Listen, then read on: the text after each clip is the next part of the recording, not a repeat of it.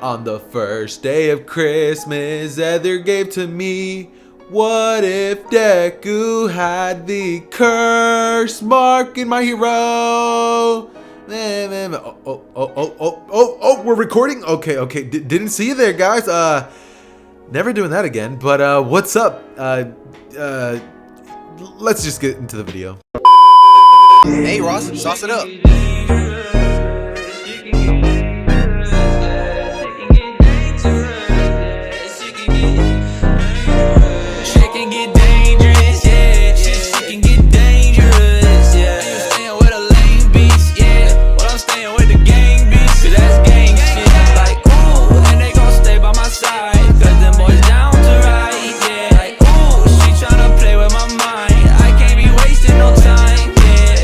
Alright, so we're both gonna just pretend that you guys didn't just hear that, alright? Let's just pretend that never happened. It was just a normal intro, alright? So, no, let's just start the story. Alright, so before I do actually get started, I just want to say this will be a completely unscripted video, and things that I say will just be like off the top completely. Like, I have no direction on where I'm going with the story, but I'm just kind of going to be talking, and whatever happens, happens, right? Whatever happens in this what if, stays in this what if. Okay, so let's see, where should I start? Okay, yeah, Deku's birth. We're going to be starting on the day of Izuku Midoriya's birth. Now, literally nothing is going to be changing. It's not like in this version of events, Deku is going to be the reincarnation of Sasuke or anything, or Orochimaru is going to be in the story and somehow give him the curse mark. That's not at all what's actually... Wait, Orochimaru is not going to give it to him, but I think I just figured out the perfect way to give Deku the curse mark. Okay, guys, so check me out. So obviously we're going to be starting off our story with Deku being born. Nothing really changes there. Deku will be growing up to about the age of 4 years old when eventually Deku realizes, yo, isn't it kind of weird how I haven't got my quirk yet? Inko would be like, you right, you do be spitting, let's go to the doctors, right? Obviously they go to the doctors, and it is here where essentially Inko ends up finding out that Deku's quirkless. Now, with Deku being quirkless, this actually raises the doctor's eyebrows, and this doctor would actually be Dr. Ujiko, the evil villain that works with All For One. Now, many of you guys probably already know that now because it's been revealed in the anime, so I'm not even going to consider that a spoiler. With that, we obviously have it so that, you know, Dr. Ujiko definitely has some sort of interest in Deku. And so with that, he ends up making a couple calls, and when Deku and Izuku go back home, what ends up happening is Deku of course still has that sad scene with his mother saying, do you still think I could even become a hero? With Inko breaking down into tears telling Izuku she's so sorry. Obviously this would break young Izuku's heart, and so we would then basically have about 1 week go by. Now, during the week that obviously is going by, Inko and Deku would still live their lives as if nothing had just happened. You know, obviously Inko goes to a store and Deku is just with her, right? Now, when they are at the store, Inko would kind of leave Deku's side for just a little bit, just long enough for somebody to come in and literally just kidnap Deku. They boom-ganged this man. They said, yoink, you're not getting this back. And it just so happened that it was someone with a speed quirk. Now, with that said, the man would grab a young Izuku and immediately use his speed to get out of there. And as soon as he does this, he would throw Deku into a van as Deku was just like, let me go! You know, he's yelling, he's just like, la! You know what I mean? And so it's at this point that the man would literally just grab Izuku and leave. Like, he's just piecing out of there, right? And so from here, Izuku is just like just not knowing what's going on. You know, the kid just got kidnapped. He's literally 4 years old. And it's at this point that Deku would wake up hours later blindfolded. When he wakes up, he would see the same man that told him that he was quirkless. And with that, the man would literally just proceed to walk over towards Deku as he says, I've been looking for a quirkless host for some time now. Thank you, young Izuku. He would grab a syringe as he would stab it onto Deku's neck, and Deku's eyes would roll back to his head, you know what I mean? As he screams out in pain, he's just like, ah! You know what I mean? Dr. Ujiko will have a maniacal laugh. As it's at this point that Deku would simply look at Dr. Ujiko as he would literally die. All right, now let me really put that into perspective. Deku dies. Now, if you guys haven't seen Naruto and you don't know what the curse mark is, then I'm just gonna leave a video down below explaining what it is. But if you guys do remember, when Sasuke ended up getting his fully developed curse mark that allowed him to go into the second stage, the reason that he was able to do that was because he went through this procedure where he was stuck in like this cage and like he had to die and be, dead for a couple days, and he came back to life. Well, we're going to be taking that very similar approach. So Dr. Ujiko obviously ended up causing Deku's death, and with that, Deku ends up waking up about 1 week later. Now, it's around this time that Dr. Ujiko was honestly just going to be giving up on Deku, but when Deku wakes up, his eyes would immediately turn into a red color. A ominous purple aura would begin to flash off of Deku, and he would turn towards Dr. Ujiko's direction saying, "I'll kill you." Immediately, Deku would blitz at the doctor, but the doctor would have a bunch of Nomu come out. And it's at this point that Deku's skin would start turning to curse mark stage 2. It would be more of a dark color, you know what I mean? And so Deku rushes at Nomus and with a swipe of his arm tears through these weaker Nomus. Obviously, they're not going to be like the higher ones that were, fighting against All Might in the USJ, but they are let's say, half of that strength, and that is still very formidable. And for Deku to just rush at these things and destroy them without a second thought is just not good. After Deku destroys a bunch of these Nomus, Dr. Ujiko would grab his little tool thing, or his Nomu that can teleport, as Dr. Ujiko would get out of there immediately. Now, once Deku sees the doctor leave, he immediately proceeds to look around as he just looks for an exit and rushes out of there. Now, when Deku does finally get out of this area, he's pretty much just seen by a hero, and Deku just looks at the hero's direction and then proceeds to just rush at him saying, "Help!" But right as he does, his body would start twitching and he would fall down into the ground. His body would begin to change colors back to its original as his body would shrink, and the man would look at Deku's direction just what is going on? He would grab the kid, throwing him over his shoulders and taking him to the hospital, and a hero with heroes on standby. Now, when this happens, Deku would of course be examined by a doctor, and a bunch of people would just be like, "Yo, what is going on?" Obviously, Deku just undergone the first time that he would ever transform into the second curse mark stage, and that is not something to be taken lightly. The curse mark is a very powerful thing, and so with that, we basically have it so that Deku obviously did not feel good when this ended up happening to him. You know what I mean? Deku was not feeling amazing. And so we basically have Deku being in the hospital with people trying to find out who his parents are.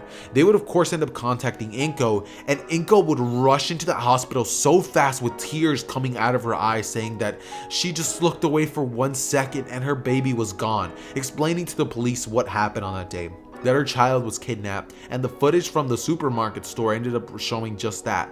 With that said, the police would be pretty relieved, saying that they were actually looking for him for about 2 days before they finally quit the search. And so, Inko would just be so happy that her little Izuku was there. She would bring Deku in for the biggest hug as Deku just opens his eyes and is still drowsy, not knowing what's going on, as his memories of what happened that day are kind of fading. Like him getting kidnapped, he remembers that, but the man of the person who injected him, it's all a blur to him. It's strange. Now, Deku after this would end up going home with Inko, as he would literally believe himself to still be quirkless. But Deku doesn't know that he actually does have the curse mark. And so when Deku returns back to school, everybody would just be wondering, are you okay? We heard you got kidnapped, you know what I mean? And Bakugo, seeing Deku getting all this attention, would be pretty angry, thinking he should have been kidnapped, you know what I mean? Because Bakugo is this god complex person. So it's he's a little angry that Deku's getting all this attention instead of himself, and when he notices this, he begins to immediately look at Deku as he just starts bullying him and pressuring him earlier, or just as early as he does in the original. And so Deku would grow up getting bullied by Bakugo until he's about the age of 10 years old. Now, when Deku was 10, he still hasn't accessed the curse mark from that day, and Deku's body and physical strength has gone up ever since he got the curse mark, but it's nothing so significant that Deku Deku thinks like, oh, I'm gonna train to become a hero. So obviously Deku's a little stronger now, and it's not like Deku just completely gave up on being a hero. He tried doing a couple push-ups and sit-ups, and so we basically have it so that one day when Deku is in, let's say, elementary, because he's 10 years old, we basically have it so that he's in like 6th grade, and Deku just proceeds to essentially look at Bakugo, right?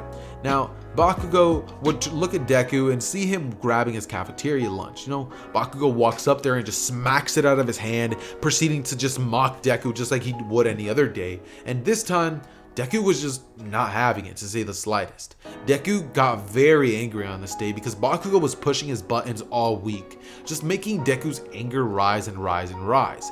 With Bakugo never have taken it, too extremely far, Deku did seem to get a little angered. Also, guys, sorry if you guys hear any barking in the background, but my dog's being annoying. But yeah, so Bakugo just kept pushing at Deku, and it just did not stop. You know what I mean? Hold on, guys. Give me a second. Hey, be quiet! That's much better. All right. So, yeah, after this, we basically have a Bakugo who looks at Deku's direction and just gets more and more angry. You know what I mean? He would like just lunge at Deku and throw him an explosion. But out of nowhere, like this little tattoo that everybody's thought of, like this little emblem that they just put on Deku's body, would start to light up a red like aura. As immediately it would begin to spread on his face, and Deku would grab Bakugo's arm as it's shooting an explosion out. Deku would say, "You must really like to bully people who are weaker than you, huh? Huh, let's see how you like it when it's done to you." He would begin to crush Bakugo's wrist until it breaks, as he would grab Bakugo's arm and fling him across the tables, literally sending him over 3 cafeteria tables until he crashes into one, and his back is pretty mangled from that. After this, Deku would look at Bakugo as he just has an evil smile on his face, and he would say, "Looks like that hurt." He would begin to walk towards Bakugo's direction, as the 2 kids who are Bakugo's goods would say, "You're a freak, Midoriya!" They would get out of there as Deku would turn at Bakugo and say, "Well, let's see how much you like to get hurt," as he would begin to rush at his direction. But luckily, a teacher would arrive and say, "Izuku, stop that!" Luckily though, like the teacher would say something, causing Deku's attention to be held back for just long enough that a hero was actually given just enough time to come into the area and pretty much end up stopping Izuku. Now obviously he wasn't able to stop him with sheer force, but he simply turned towards Deku and said, "Hey, stop that kid." Obviously when Deku saw a pro hero, he was like, alright, like maybe I should stop. And it's at this point that Deku would be sent to the front office, where this is where he and Bakugo would both be put into the same room, as both of their parents would be waited for. Now, when Deku is in the office, he would be getting chewed out by the principal, saying that how dare he do that at his school. He understands that fighting is not allowed. He's going to be getting expelled, yada yada yada. But this is when Inko comes in, and Mitsuki also comes in as well. This would lead into Mitsuki basically like saying that, "Oh my god, I can't believe you allowed this to happen to my child." But this is when Inko would have just had enough. She was at her boiling point at this point, and she looks at Mitsuki's direction and says, "I can't believe you're so oblivious." She would look at Deku's direction as she would say, "Yeah, my son may have activated his quirk on accident and lashed out at this kid, but him." She would aim her finger at Bakugo's direction. She would say, "How many times has he picked on my son, left him burn marks and bruises, and he comes home hurt every single day because of this kid right here?" As she would just aim her finger at Bakugo, "How many times did you expel him? I bet it was none because of his awesome quirk, huh? How many doctor's appointments did I have to make? And how many times did I say something to the school for you guys not to do a thing?" She would begin to yell at this principal. And, the principal would look at Mitsuki's direction, just staying quiet, looking down at the ground. As Mitsuki's like, "I'm not gonna have you talking to my son like that." But Inko just smacks Mitsuki right across the face, saying, "Don't you dare raise your voice at me." As she would say, "I've had it up to here with your child. I may have been friends with you once before, but after this, I'm done. Me and you will never be talking again." Mitsuki would say, "Let's go, Bakugo, get out of here before I do something." And this is when she would begin to walk out. But Inko would proceed to use her telekinesis to close the door shut and say, "You're not going anywhere." She says, "I've had it up to here. My little Izuku was kidnapped at the age of 4, and all that your son has been able to do is pick on him ever since then. I'm not gonna let it slide again." She would look at Mitsuki's direction as she would say, "Let's go." And Mitsuki would be getting ready to fight Inko. You know, she's putting her hair up, Inko's doing the same, and the principal would have to get in between them both, being like, ladies, chill. This is when like Inko would be like, "Nah, F that," as you know, she is just at a boiling point. And many of you guys are probably like, "Yo, Inko's personality ain't even like this." Well, when you're pushed this much continuously every single day, you're gonna snap eventually, you know what I mean? And so it's at this point that the principal would simply say, "All right, look, both of you are gonna, like, y'all are expelled." Like, he would just literally look at Deku and Bakugo, expelling them both. Meaning that Deku is literally never even going to be having that sludge villain encounter, and Bakugo never's gonna stay at that school. He's gonna have to switch schools and switch neighborhoods. Deku is gonna have to go to a different school, and they would literally switch paths for like years. During this time, we would have Deku realizing that he does have a quirk that is very hard for him to access, and so Deku would continue growing up. For the following 4 years, Deku would begin to try to train the curse mark, and it literally would take him 2 years just to be able to use the first stage curse mark without any strain on his body. He had to train very vigorously for him to be able to achieve that level, where it doesn't hurt him that much if he uses it in short bursts. But if Deku uses the curse mark too much, it begins to eat at him and his mental state. And that's just the first state of the curse mark. So when it comes to drawbacks, they're definitely going to be there and existing, okay? But obviously we are going to be having everything still play out. So we obviously are just basically going to be having it so that Deku just ends up getting to the 10-month training. Now, once he gets to the 10-month training, Deku has gotten to a point where he can now use the curse mark, the first stage, for an hour before it causes his body to just start just failing him, you know what I mean? And when it comes to the second stage curse mark, Deku is literally only able to activate it for a couple of seconds, meaning like 20-second bursts at most. And the only reason that he can't activate it that much is because Deku's body is simply still not strong enough. Deku's only started training seriously from the age of 10, and so he's only had 4 years to work on the curse mark. Something that a ninja with so much experience, so much chakra, and just stuff like that, meaning Sasuke, was just able to barely, work and make his own after a lot of vigorous training growing up and people to guide him and teach him how to use the curse mark's abilities. Someone like Jugo literally goes insane with it. So yeah, definitely going to be coming into play. And so we basically have it so that, Deku has definitely come a long way, but he still has a lot more to go when it comes to controlling the power of the curse mark. And so with that, we finally have Deku taking the entrance exam. Because I'm not really going to be going into detail with anything leading up to this part, so we're just going to be having it so that Deku enters the UA entrance exam place. He's not going to be bumping into Uraraka just like usual, and so no encounter. But he does end up acing the written exam, and he ends up going outside to take the physical portion, meaning fighting against a bunch of robots. Yay! That said though, obviously Deku would remain in the back, towards the back area of the, physical portion. And this is when Deku would notice somebody in the front who is looking very, very nervous, Uraraka. Now, Deku, seeing this, being the person that he is, obviously would try to walk over there and be like, "Oh, let me try to help her out." So Deku begins to walk in that direction when a boy with blue hair would stop him. This, of course, being Ida. He would look at Deku as he would say, "I know you're trying to distract that girl." Deku would say, "No, dude, that's not it at all." But this is when President Mike would say, "Go, go. You think that this is a counted battle?" Ida would look at Deku's direction as he would glare at him, and Deku would just be thinking, what's his problem? Deku would immediately just say whatever though, as he would simply close his eyes and open them, as a bunch of marks would begin to spread all over his body, and Deku would run so fast he would pass everybody in the crowd. As for the following 10 minutes, it would be a complete massacre. Deku would begin to explode and destroy robot after robot after robot. Now, if Bakugo in the movie, what movie was it? In the one where they had to go and it was two heroes? No, It was the movie where they had a fight against this guy called Wolfram, and it was like this tech device that made All Might like stronger, or you know, gave one for all back to him, or something like that. That movie, if you guys do remember, Bakugo was able to destroy quite a lot of robots, and you know, he has an explosion quirk. It's powerful, obviously. He was able to destroy 16 robots in like a minute. I don't know how long it was, but it was very fast. And if Bakugo could do that, just imagine how many robots Deku could destroy with training, martial arts training that is very, very efficient. Deku English, please. Deku would have obviously learned some taijutsu, with the power of the curse mark amplifying himself and his base form being very powerful. We definitely are going to be having it so that Deku was definitely able to wreck a bunch of robots.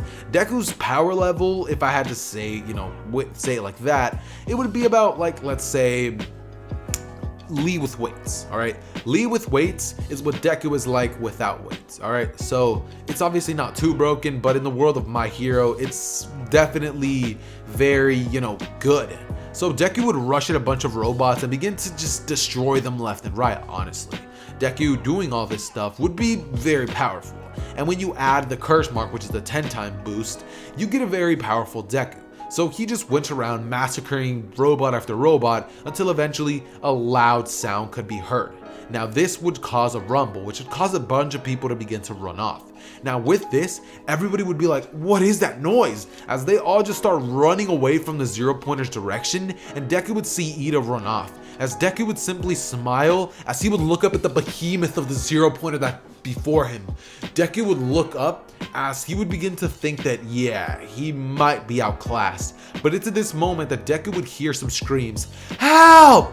As that, ladies and gentlemen, is where we're going to be leaving off part 1 for what if Deku had the curse mark. If you guys want to see a part 2 to this series, then I will be needing 1,000 likes. As soon as we smash 1,000 likes, guys, I promise I will be dropping a part 2, so long as this video gets a decent amount of views.